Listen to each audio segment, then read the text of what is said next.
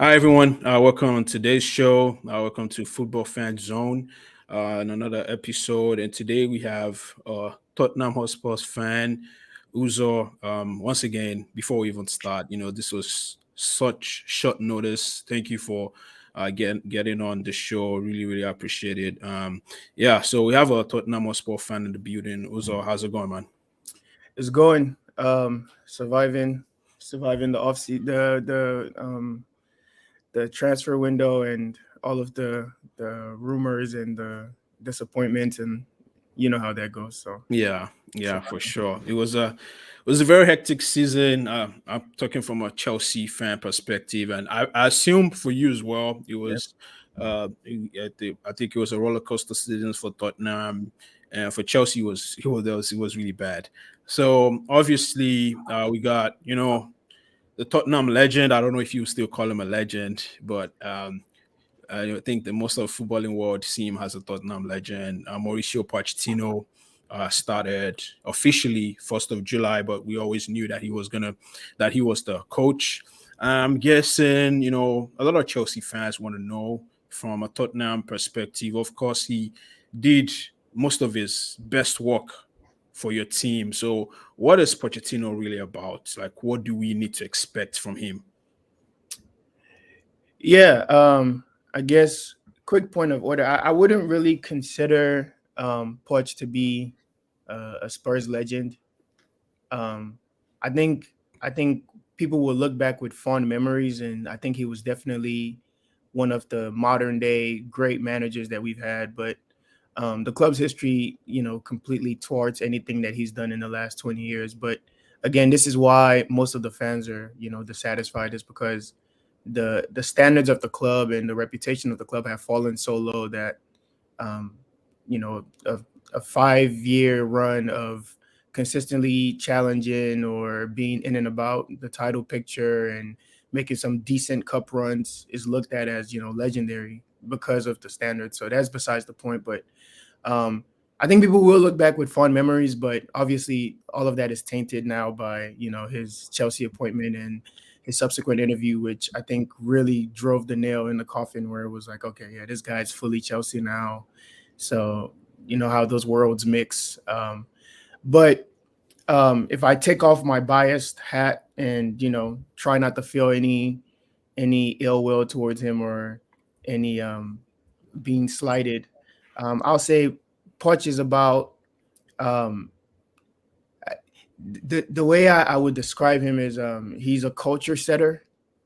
Um, there's I always classify coaches in two ways. I think there are blockbuster managers who come in and command a certain amount of like respect right out of the gate, and then there are managers who build that respect within a club. Um, like the two best examples for me have always been Jose and Pep, because they have that rivalry, and Jose comes into a club and he commands the respect. He's that the club is instantly about him. He Yeah, becomes a polarizing figure. I think Pep, now he does have the cachet to come in with respect, but what Pep is great at doing is being able to just build and infuse himself into a club where over the next 1, 2, 3 years, you can't even remember what that club was before he got there. And I think Pochettino favors more the Pep side of being able to just weave himself into the fabric of the culture of a club and make it into the kind of atmosphere where you can't remember. A lot of people did not remember what Tottenham were before Pochettino. When after 2, 3 years, you just start to think this is who they've always been, right. top to bottom. You feel like some of the academy signings that are coming through. You just feel like everybody's a Poch player. So I think that's the kind of coach that you would be getting. Um, I mentioned on the space that you were referencing that I think Chelsea fans are in for a bit of a surprise, a shock, because that's not really been Chelsea's culture. Chelsea is all blockbuster. You have to come in with cachet. You have to come in with pedigree.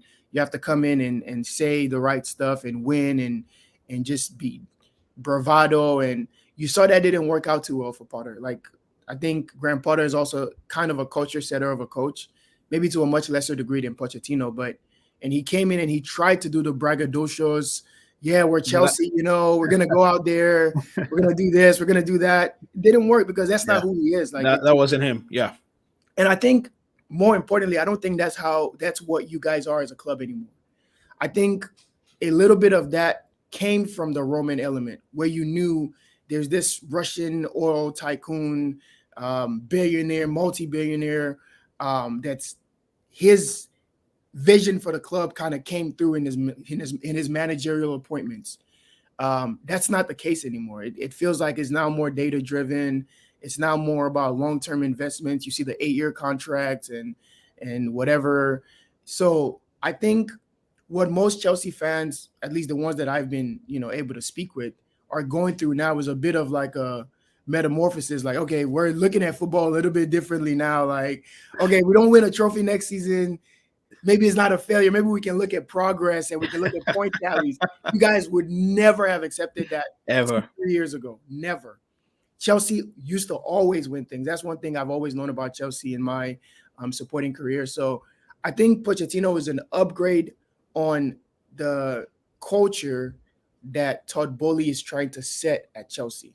He's an upgrade on Graham Potter in the sense that he's a more successful version of someone who's going to take time to, like, he's going to take time, but he won't be 12th, he won't be 10th, he won't be losing to Bournemouth or drawing at West. He's not going to do. There's a certain bare minimum standard that a coach has to have a successful reign, Absolutely. in my opinion. Absolutely. Yeah, absolutely. I think you hit the nail on the head there. So it drives me to my second question of, do we need to change our orientation a bit as Chelsea fans? Like you said, we're used to winning. Of course, I think one of the things about Poch that as a Chelsea fan that I remember is he never won anything for Tottenham. And that also coming into Chelsea is concerning. Of course, we had Graham Potter. I wouldn't win anything. Everybody knew about that. And we made our opinions clear about, Graham Potter. Also, Poch never really won anything. And for Tottenham, should we be concerned? Because we're used to winning, like you said. And of course, you might not win the Premier League, but at least the League Cup, the FA Cup, Europa League, something, right, that we can hold on to and say, oh, and for Chelsea fans, we've had coaches, we had Sarri, but the culture of the club at the time was different. He came in, he never won anything, but he won the Europa League with us, right? Yeah. And even Tuchel, to a degree, I know he won at PSG, but he also won the Champions League. But with Poch, there's nothing to really hold on to because now the owner is different, the culture of the club is different. Should we be worried that it might take some time for us to win? Yeah, and I think that goes back to what I was saying on the space as well before I got yelled at. But I said the expectations have to change, and I think it was misinterpreted as me saying that you have to lower your standards or you have to become a Spurs, and I think that's the worry that every Chelsea fan has is we don't want to start accepting mediocrity and failure and doing the whole cope thing that Arsenal fans would do and say, oh, but it was this, but it's better than that. Is because it's a slippery slope to 6-7 years not challenging, not winning anything. I think you do have to temper expectations, but you have to set standards, and I think there's a fine middle ground there. One thing that always frustrated me personally as a Spurs fan during the Pochettino run, because I was very cocky, I was braggadocious. I knew we were going to be better than most teams that we played. I knew we were going to win most of our games. So I kind of had like a swagger of a winner, and he put that in every fan. But the team never just quite won. So it always felt like you couldn't really say much. You knew you were going to be the better team on the day or whatever, but you just couldn't walk with that. There's a certain swagger I had when we got Mourinho as a coach. Even though he didn't win anything, I just knew that this is someone that wins, if that makes any sense. With Poch, it was always tricky. You were confident, but you weren't cocky. So I think Chelsea fans have always been cocky. Like, you're here. So now you have to bring it down to about confident, where you're gonna have consistency. You know what to expect from your team. You know that on any given day you can win a game, but you can't come in with that same like Chelsea mentality and heritage of, no, if we're in it, we're gonna win it. Yeah. We've won every trophy that there is to win. But I'll say Poch does come in with a similar resume as Tuchel. Yeah. And I sat on a clubhouse space, and when Tuchel was appointed, with a bunch of Chelsea fans, similar like I'm doing now, because I was a huge fan. Tuchel's my favorite coach, like even till right now. When we were linked with him for like 5 seconds, I was like, please, please, please, please, please. But we obviously didn't go in that direction. But he's one of my favorite coaches from PSG, Dortmund. So I followed him as well. And if you look at his career, he never really won or seemed like he could win. He always seemed like he was a bridesmaid. He went to PSG, and of course, the bare minimum in PSG is you win the league. He won the league. So did Poch, by the way.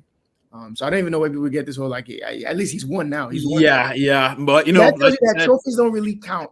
People want you to win difficult trophies, like if we're being realistic. So Tuchel won the league. I believe there was even a time where Emery came second. So when he came into Chelsea, the worry was this guy has only won the league with PSG. That doesn't even count as a trophy because they start the season with the league already in hand. What counts at PSG is Champions League, Champions League, Champions League. And he did take him to a final where I thought they were the better team and were unlucky to lose. And they lost to a generational Bayern team. So it's not like it was anything to be ashamed of. But when he came in, I told him, I was like, you Chelsea fans be excited. This guy he knows what he's doing. At the end of the day, luck does play a part in terms of like ultimate triumph, but this guy takes all the right steps. Yeah. And I think I look at Pochettino and I say, you've got the same kind of guy. You've got somebody that's good at the work. He's going to prepare the team. He's going to do his part. Now, will the chips fall as they may or not? And the difference with managing a club, like, for example, Poch never won the league with Spurs. If Poch took that exact Spurs team to France, we probably would have lost the league anyways to Lens or Lyon, or somebody else would have won the league, not Spurs, because Spurs, we have an identity of not winning as a club. You're right. So the club from top to bottom, Conte said it in his little tirade when he was just completely ripping up his contract, basically. He said, the club, he was like, it's top to bottom. He was like, you can change managers as much as you want, but from top to bottom, there's a reason why if you don't win for 20 years, it's not one man. It can never be one man.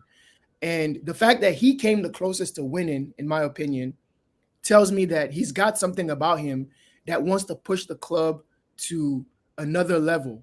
So when you add his expertise as a manager and you add that to a winning culture at a club and players that have won before and know how to win, then that's a recipe for success, which I think, you still need to tweak the squad a little bit, but there's a winning culture at Chelsea for one.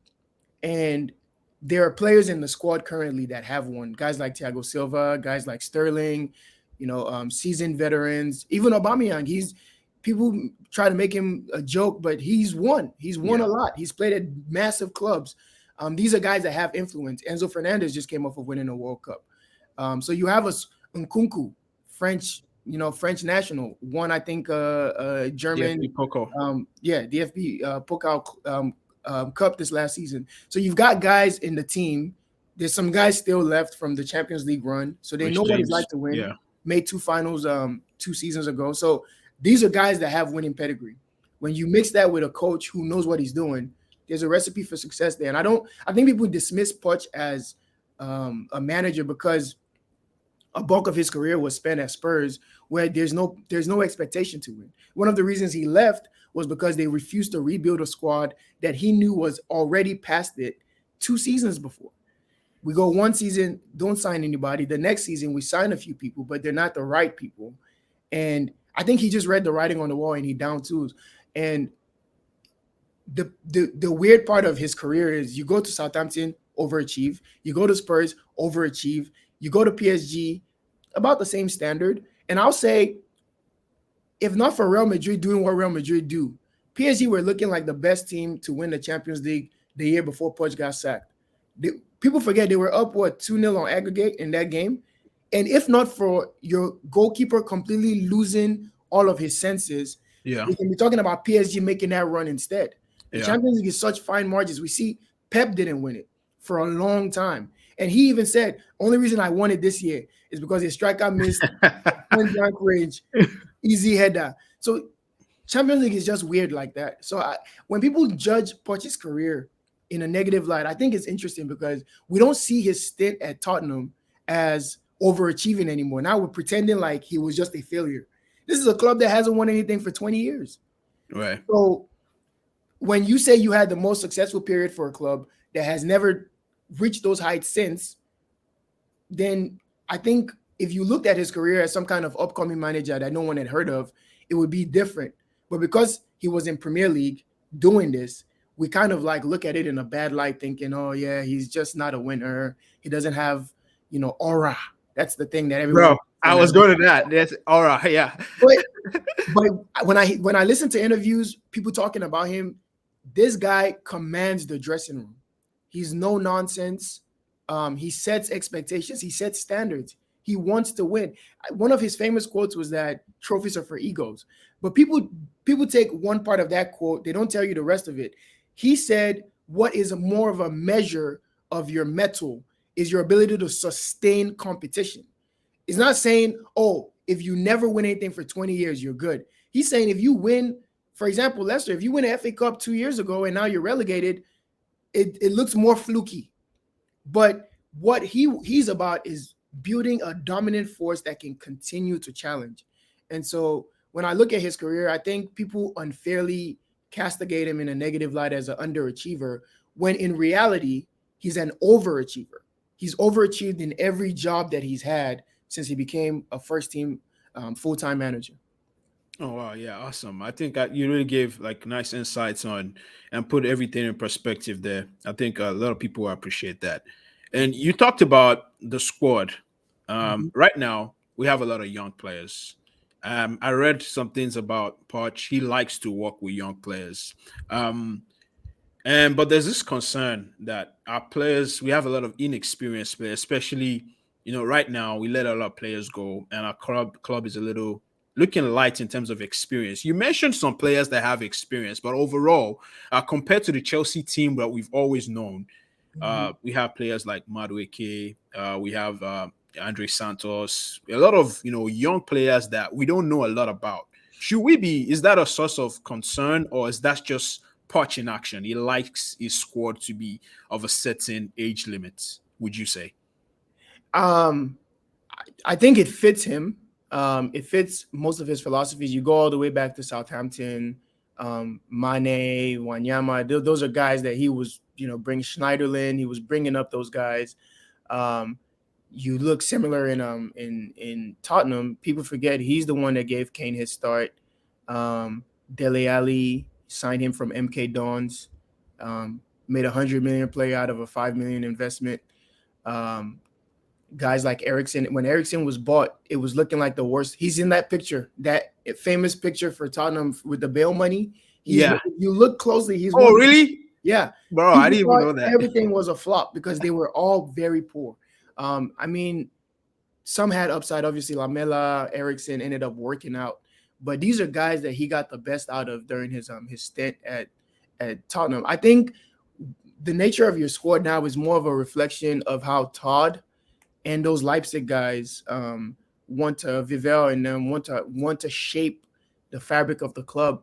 What's interesting about Chelsea's project to me is because I've been kind of like watching your moves ever since Todd stepped down and Vivel and I'm forgetting his name now took over, and I think I was one of the first people to like really like notice the pattern of not just the long contracts, but also players that have low risk.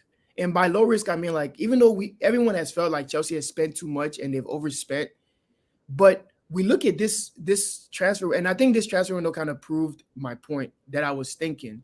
Um, a guy like Havertz able to recoup the investment almost to no loss. A guy like Mount able to make an investment on him.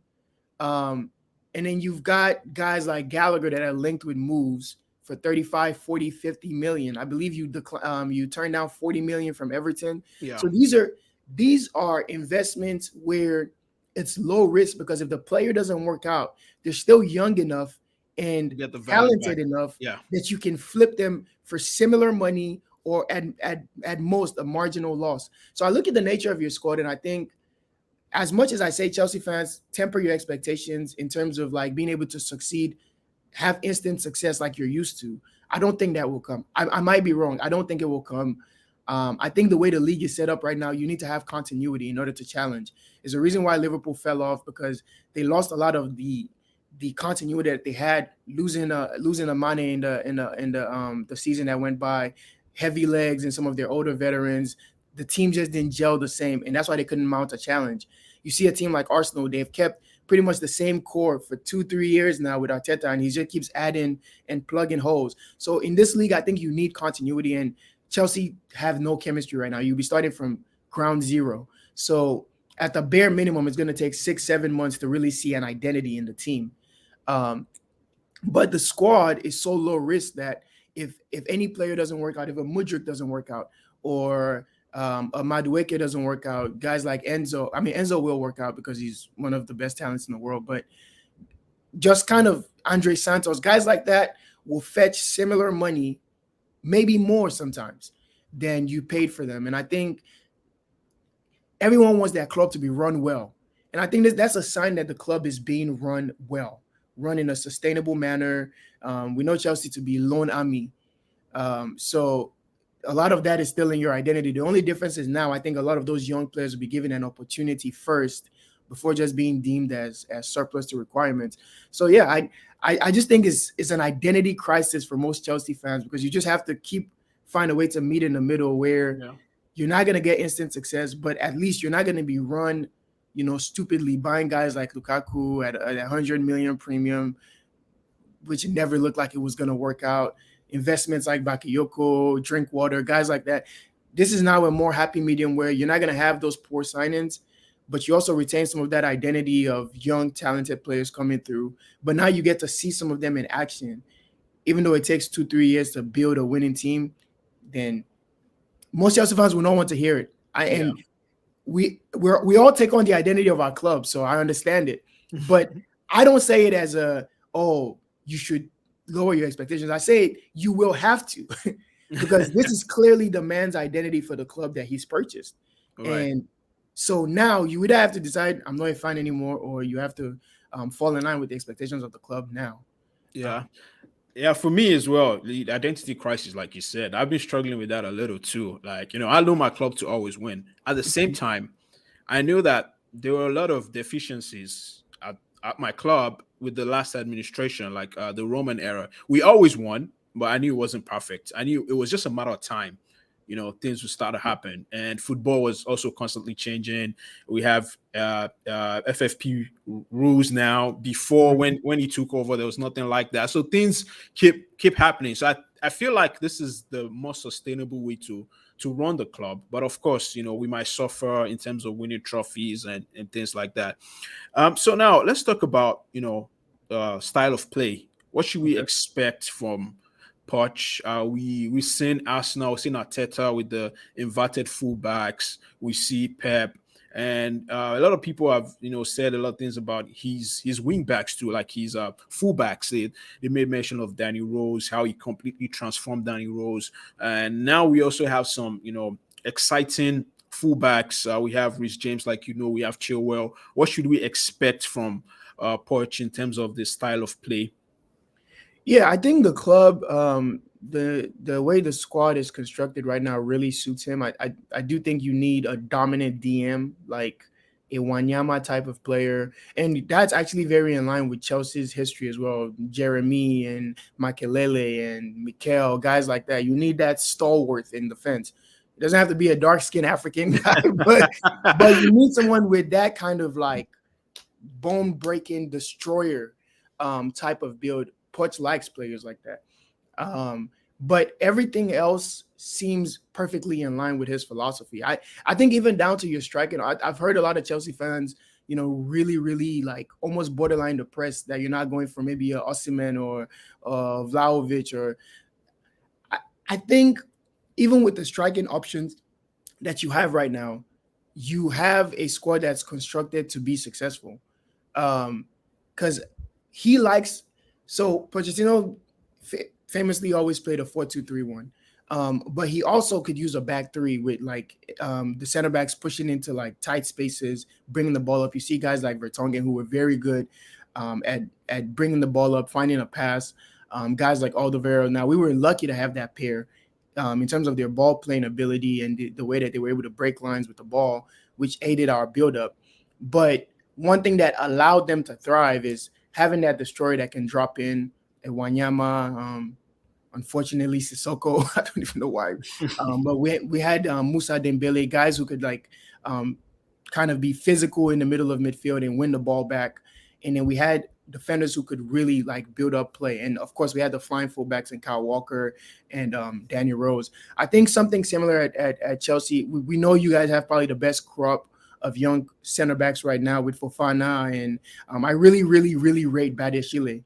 I don't know. I think people like have just completely overlooked the fantastic start that he had for you Oh guys. yeah, it was And I awesome. think under Lampard, he suffered. I don't know. We all know Lampard doesn't know ball, so it was obvious that he was going to set a few people back. But I think under someone like Poch, guys like that will come back to the forefront. You obviously have the experience of Thiago Silva. He's great on the ball. So I think you have the ingredients to really allow him to thrive. Then you have really two fullbacks on both sides because I really, really rate Malo Gusto. I think Cucurella had a bad first season, but usually when signings have such a poor season like that in the same league that they came from, they usually step it up the next season. We saw with Grealish. Um, we saw with a guy like Unombele for us. I mean, he ended up falling off again, but his first season was bad. Second season was much better. So there's guys that just need, 1 year. And also Chelsea was really in turmoil the whole season. So I think a lot of those players didn't benefit from the fact that there was no stability. So I look at your fullback options. If Chilwell can stay healthy, if Reece James can stay healthy, I'm already seeing that he's having injury concerns. Yeah. But then you've got a guy like Malo Gusto who can step in. So those fullbacks would be crucial, being able to like spread the width. He doesn't really play with natural wingers, which you don't have any wingers anyway. So he likes them to play a little bit tighter. You play with a supporting striker. I think you have a perfect one in someone like Nkunku, who's probably the best support striker in the world right now.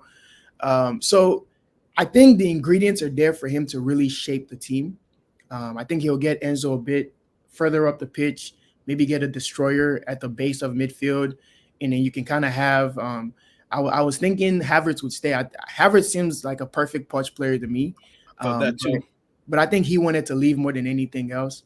So I think you still maybe need a creative player, at the top of your midfield that can really just dictate play and be able to find like killer passes like we had with Ericsson. But um, besides that, I think certain players, the really interesting thing about his style of play is some players that you didn't see coming will become mainstays in the team and they'll start to thrive and become stars because his system, I think, really accentuates people's strengths.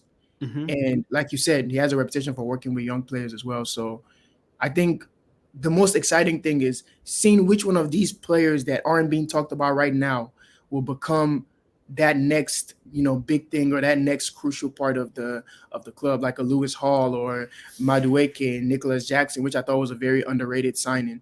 I see Fofana has been sent on loan. I thought he had, pretty good potential, but maybe even in Armando Broja, I don't know. He got injured last season, but he can be coming back. He's kind of like the perfect type of Poch player, like, aggressive front foot, just pressing from the front and making sure that you're winning and turning the ball over like early. So I think play style wise, you see a lot of what you saw under Graham Potter because we look back at Potter's reign and it was bad, but there was also some really good football being played. There was Yeah. chances being created.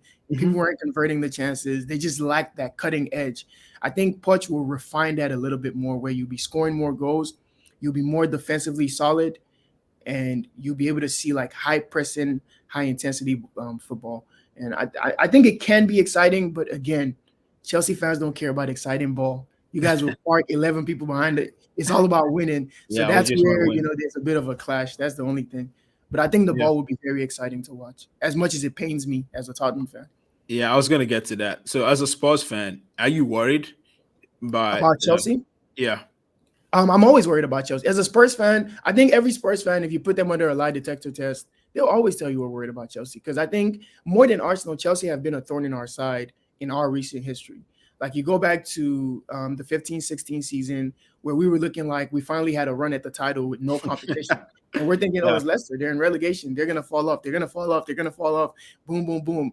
Down to the Battle of the Bridge, which is still one of my most – it's my favorite Spurs game. It's in my top 5 of favorite Spurs games that I've ever watched. As hurtful and gutting as the result was, that game is everything that you love about Premier League ball. Like, everybody just intense, like people looking like they care. It's not about a paycheck. It's like do or die. I loved it. But that was one, instance of Chelsea basically blocking our blessings. And it's just like continuously, since we beat you guys for the League Cup in '08, I yeah, think Chelsea have consistently stood in our way of achieving anything. And it hasn't really been Arsenal doing the little bro thing. It's been more Chelsea basically like beating us the sign-ins or beating us the managers, beating us on the pitch. And I think there was a time we went before this recent win that we got over Potter. Thank you for that, by the way, because we don't beat Chelsea. Thank you for that, Potter. Like, if you didn't do anything, you did that. We appreciate you for that. Before that win, we hadn't beat you guys. Tuchel lined up Conte and beat him 3 times in a month. This yeah, is the type of like constant losing heritage we have with you guys. So we always are worried about what Chelsea are doing. But I think a lot of Spurs fans look at their project now and we think that's more of a Spurs type of project. You know what I mean? yeah, It's going to be exciting. So people are going to be jealous watching Chelsea play. And I think the ceiling is very high.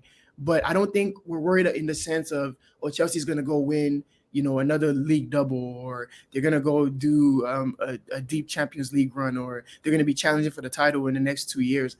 Nobody's worried in that sense. But as a top 4 rival, of course, we're worried that Chelsea are going to be a mainstay at the top of the table for years to come. And so it depends on, I guess, how yeah, you really judge it. exactly. Yeah, Yeah.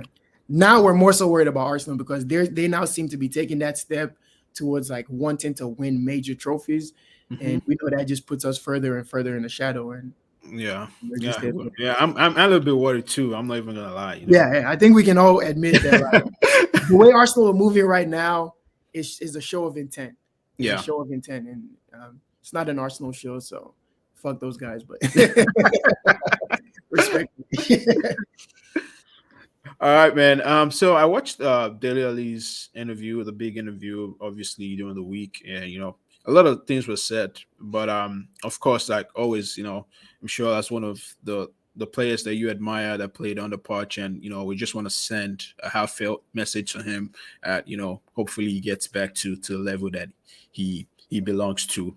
But he mentioned something about Poch's influence, and I think I forgot the name of the other guy, Jesus. I can't remember the name of his Yeah, manager. he's right hand man. Yeah, Yeah, one of his and right. then he said, that affected him, kind of affected him. So for Pochettino, is he that type of manager, that man manager that commands respect, but also is he understands people and he has that interpersonal relationship with his players, because he comes across to me as that, because he said for him to miss that influence, it affected him. Should we expect Poch to have that type of relationship with players where it's different from, I know some of it might be for the cameras, but our club is, but is it a type of manager? Yeah, I think there's a middle ground with him as well, though. I think he has expectations. Obviously, he's a bit of a surgeon in terms of the way that he drills his players and he works them to death. But like, he's obviously able to put an arm around them, and that comes from working with young talents. Being in that type of like environment where you have to cultivate your players. I look at guys like Kane and Eriksson. These are guys that really thrived under him, and it always seemed like he was able to create that like unity in the dressing room. And that's why, like, when he got sacked was when people started to suggest that he had maybe lost the dressing room, which would have been very worrying as a Spurs fan. When we started to hear those rumors, like players were grumbling and they didn't want to train and they were out of ideas, like we started to get worried, because this is something that had never been an issue. Like the chemistry, everything was really tight knit. I think for someone like Dele, I will say Dele started to struggle under Poch towards his latter years, and there's actually a more in-depth tactical reason about why Dele fell off. And I was reading a thread on that on Twitter about how a lot of these younger English center midfielders get judged too harshly on goal production, and so they don't really get to develop as like complete midfielders. And I think that a lot of that happened to Dele. And the problem was, as Dele started to struggle on the field, I think it started to seep into his psyche and his mentality, and a lot of those old demons started to come back. And I wish him well. You know, I'm glad that he's in a better place. And at the end of the day, like he can look back on his career and have maybe some regret in terms of where he could have been, but absolutely no regrets about how amazing a career it was in the time that it lasted. Um, but as far as Pochettino and that dressing room feeling, I think he's able to create that unity. That's why the PSG move never really made sense to me, because there's not really any tribalism there. Everybody's, you know, a star and a man of their own. But the reason why I'm wary to say like, oh, he's going to be good for Chelsea and nurture these players is Shea Grandpota had several degrees in psychology and compassion But the club it wasn't set up right for him though. We had just way too right, many too many players. players. And so I think the steps that you're taking now in the now that the season has ended, getting rid of some players and just creating the perfect environment for him to walk into. I think, yeah, he's going to be a guy that can obviously maximize that. And I think guys like Cucurella, like I mentioned, will need that arm around their shoulder. Guys like Malo Gusto, a guy like Noni Madueke, who I felt, even in the midst of a very terrible season, he seemed to show sparks of he's got talent, he's got something in him. Another Spurs boy, by the way. He would need that kind of arm around his shoulder. And Nicholas Jackson, who, you know, has been signed as a striker, and the club is still shouting they need a striker. So things like that can seep into your mind a little bit. Guys like that will need that arm around their shoulder from Pochettino, just putting that chip on their shoulder, like these guys don't expect this from you. Go and get it. And that's why I say it will take time, but eventually it's going to all gel on the field. And I think he is that kind of manager, not like a instantaneous, like, oh, you're either playing or you're not playing, you're out of my squad. He knows how to bring his squad along with him. And it's a good sign for those young players that they're getting a manager like that. Okay, all right. So if it's your predictions, right? Mm. Do we make top four? Does Chelsea make top four this season? Um, Honestly, since you guys appointed Poch, like even before the season started last season, I've predicted Chelsea would make top four. The reason why is I just don't remember Poch not making top four. Like if top four was a trophy, he would be the most successful manager of all time, because he just seems to be a master at getting top four.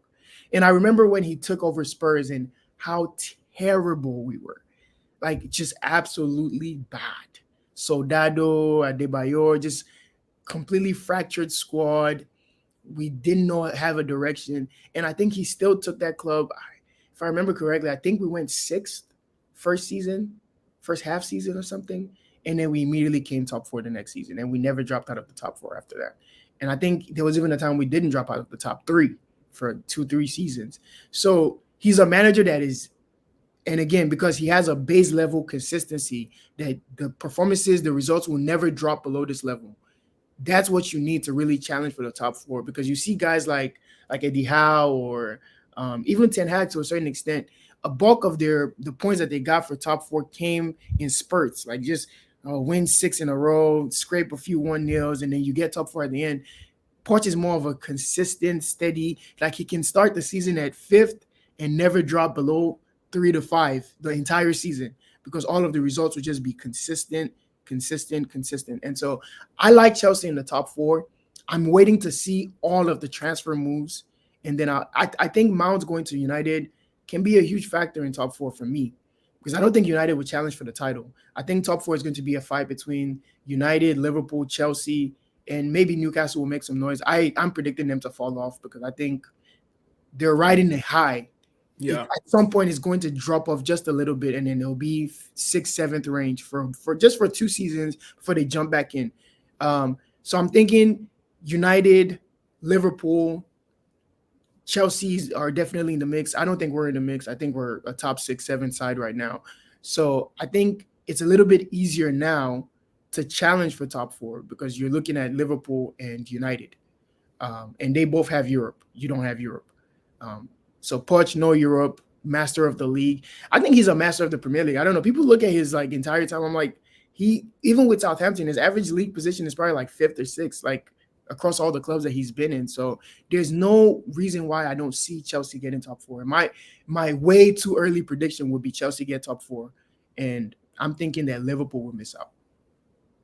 Okay, okay, all right, man. Like we spent, way longer than I expected. Oh wow, 40 minutes Yeah, talking uh, about I, this snake. bro. But yeah, man, this is some really nice conversation. I'm sure a lot of Chelsea fans will be encouraged by, what you said about Poch, and of course, like I was on the fence, but when I watched his first presser, you Mhm, know, the thing about Aura disappeared from my mind because mhm, people were like, and I saw the press conference. I was like, yeah, this is I know, yeah. So one of the things about press conferences is if you know how to say the right things, right? Just know how to say the right words. But that also is also a skill, right? mhm. Because some coaches don't have that, and you Right, need that, to create a public perception of, what the work that you're doing, and for the right. fans to be calm, to understand, to back you. And I Mhm. think from that press conference, he got a lot of support from the fans. And I'm excited to see what the season has for us. Obviously, the transfer window is still ongoing, but yeah, again, many thanks for making up for making some time to come to this show, and Of course. hopefully, you get to come back pretty soon. I hope I come back and I laugh at you. Of course, I'm not rooting for Poch, but yeah, I think as the fans get to know him, a lot of those myths and lies about him will disappear because he's someone that will earn the respect. He'll earn the support. That's his career. That's what he's always been. So, and I think in many ways that's how Tuchel was. You come in, earn your respect, earn your cachet, dispel all the myths, and at least now with Todd, like he wouldn't be letting him go prematurely, which I thought you guys let Tuchel go way too premature. Yeah, yeah, we Um, did. but yeah, I mean, as a Chelsea fan, yeah, you should be excited for the season, and we'll see how it plays out. I'm Yeah, hoping that there's no reason for any smiles on Chelsea fans' faces. yeah, we're definitely making a deep run in one of the cups. For I know that for a fact. And the Chelsea factor, you might just nick something. You might just nick the FA Cup, or you never know. But It's part. The thing is, I think next season, two cups are going to be wide open, um, which is obviously the Carabao Cup, which many clubs just for some reason just don't like care to try in. I don't know. I don't understand why Spurs never We've really. tried. You We did, well, okay, no, we haven't tried. We always play our second team and then we get beat by Sheffield or like by bro. Like that. I think one that's like the team or easiest. something. If you're trying to win a trophy, Yeah. just. I know it sounds ridiculous, but I mean, The just last person who actually tried was Jose, and he got yeah, sacked before the final. So, yeah. again, that's why I say it's from top to bottom. There's a spirit in that club that just feels like if we win something, then all hell will break loose. Like we're the ones keeping the space time continuum intact. The moment we win something, the world is done. Just like when Liverpool won the league, COVID happened. Certain things just shouldn't happen. So we're doing you guys a favor, not going. Well, I hope Arsenal doesn't get to win the league or the Champions League or Yeah, something. no. If they then the world is ending for sure. There's certain things that just shouldn't happen. But yeah, I want to see us like actually field a strong team in domestic cups for once in our entire history. We never do it. So, and it's very disrespectful. That's something that I also didn't like about Poch's reign under us. Is I think we should have given some of the cups a better run, and not rested players. But again, we're challenging on three fronts. It was really tough to kind of like focus on one aspect. And also the pressure to win a trophy wasn't as high under Pochettino because we always felt like he would anyways. Like we just felt like it was a matter of time. If only we knew, we probably would have like tried to be more, Yeah, like aggressive in going for one of the cups. But again, Chelsea have that heritage of picking up these cups, so maybe some of that heritage mixed in with his own ability propels you guys to one of those trophies next season. I think FA Cup, Carabao Cup, I think these things are going to be wide open because the league is going to be so competitive that people will be, yeah. trying to like think And we think don't have European football as well. So for us, is exactly. Yeah. A lot of those young players are going to be like dying to impress in those cup games. They're going to be, because you don't want to be out of the cups in January, because now you've got a squad of maybe 26, 27 with one And game a there's no week. football. Yeah. And then sometimes maybe 2 weeks, no games. If like a European team can't, it just wouldn't be smart to not prioritize the cups, at least for this season. So, Yeah. and that would be interesting to actually kind of see where Pochettino is at in terms of his own personal development and how he now views trophies. Is, Yeah. do you want to go after one of these like early or not? Because you'll be able to tell by his team selection and by the approach to these games. Yeah. He said also that is a much better coach. So we need to see. Good for you guys. All right, man. Thanks for joining us. Definitely have you some Absolutely. other time. Of Peace. course. Peace out.